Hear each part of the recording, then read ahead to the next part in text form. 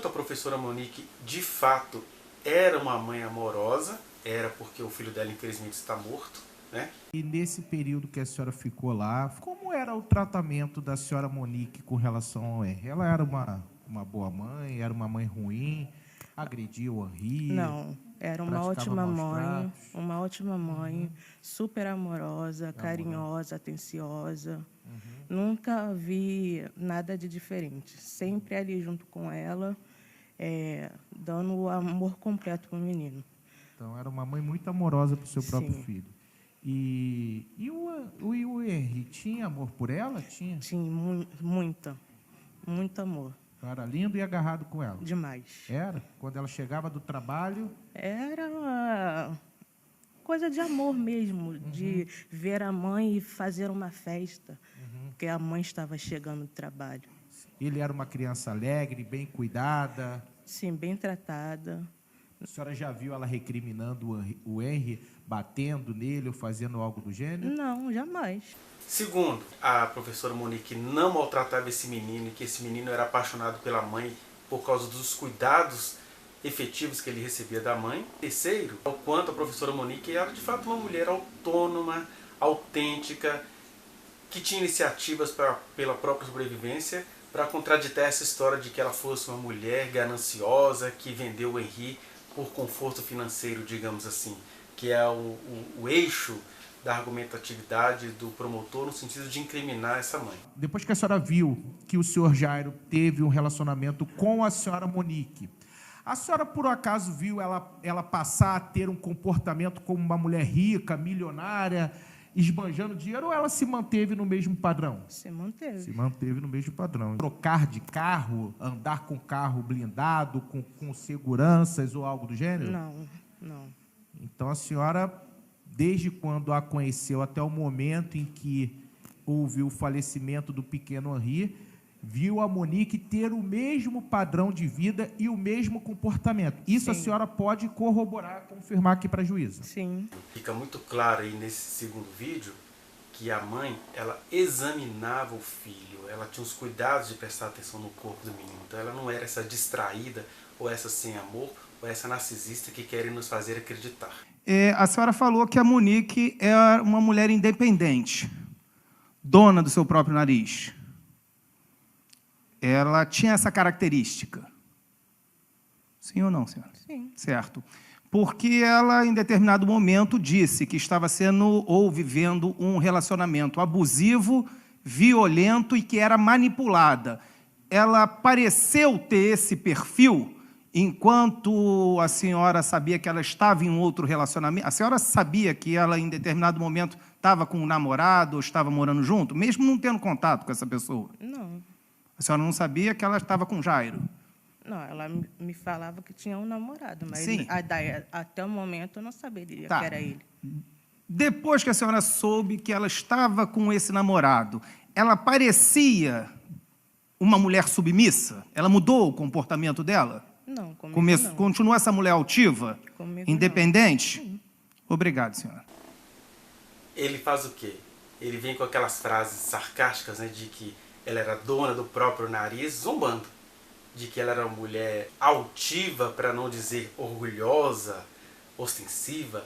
Ele vai chamar ela de altiva, de independente. E aí ele vai pegar essas características, ainda que dentro dele isso é uma grande zombaria, um grande sarcasmo, para dizer o seguinte: me conta se ela era assim, se uma pessoa assim poderia estar sofrendo violência. E ele ignora totalmente isso, que uma mulher em situação de violência, ela é uma mulher, é uma pessoa, ela tem dignidade. Então ela não vai necessariamente deixar transparecer isso para uma babá que estava longe, né? E o fato dela não deixar transparecer não quer dizer que ela não sofresse ou não estivesse sofrendo essa violência, que é de caráter psicológico, que é até difícil de detectar factualmente. E aí, como eu ia dizendo, uma mulher em situação de violência, ela vai preservar a própria dignidade, ela vai tentar fazer isso, né?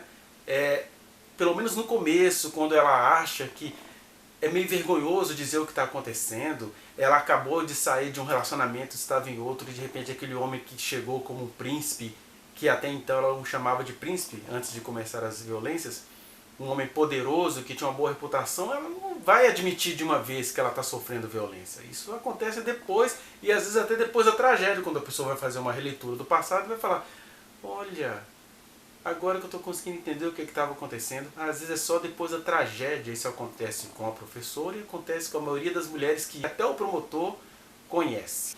Porque até no caso da professora, a gente vê na própria carta dela, em alguns diálogos com a família dela, pós-morte do menino, que ela se sente culpada por ter saído de um relacionamento e já ter entrado em outro, né? E ela se sente meio que pagando um preço por causa disso.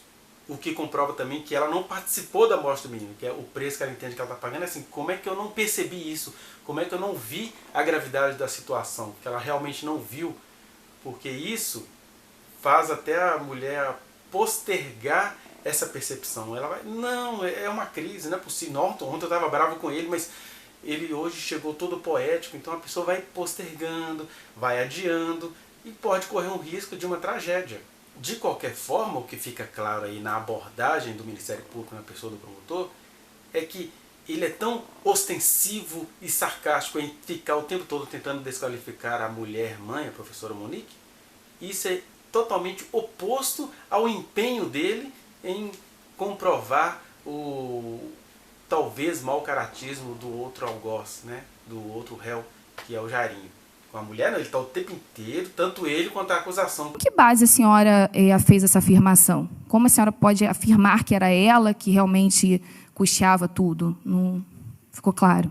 Bom, na verdade, a senhora comunicava o que faltava para ela. Sim, Não necessariamente isso era custeado por ela. sim. Sim. Concorda? Não, concordo. Obrigada. O que a gente tem aí é uma sutil rivalidade entre uma mulher branca em posição de poder, com uma profissão prestigiada,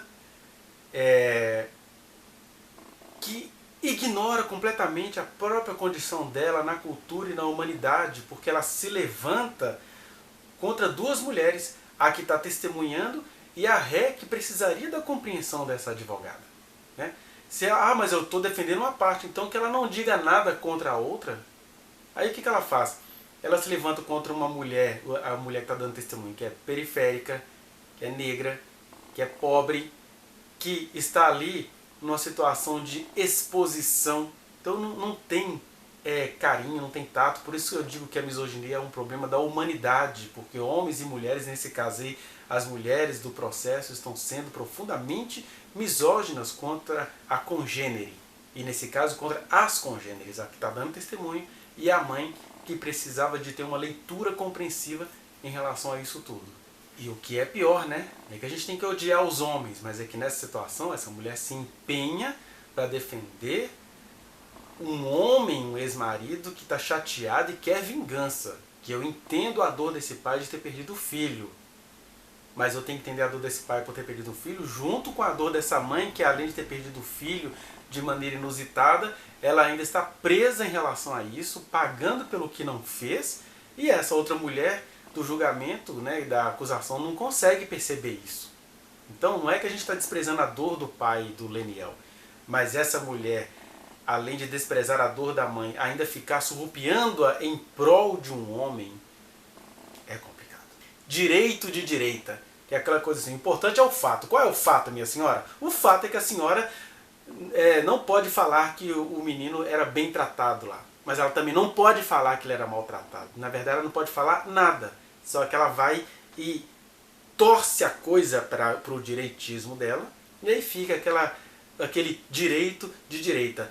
Não sou maldoso porque eu não mato criança. Eu mato cachorro, eu mato mulher, eu faço um monte de coisa, mas criança eu não mato, então eu não sou maldoso. Entendeu? Esse povo é todo charmoso em assassinar reputações. E aí fica, ai, tadinho, tá me desrespeitando, não fale assim da advogada. Não.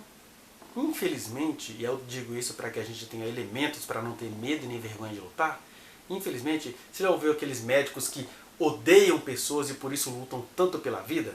Tem médico que se orgulha, tem 20 anos que está lá nos aparelhos, porque o orgulho dele é manter alguém vivo.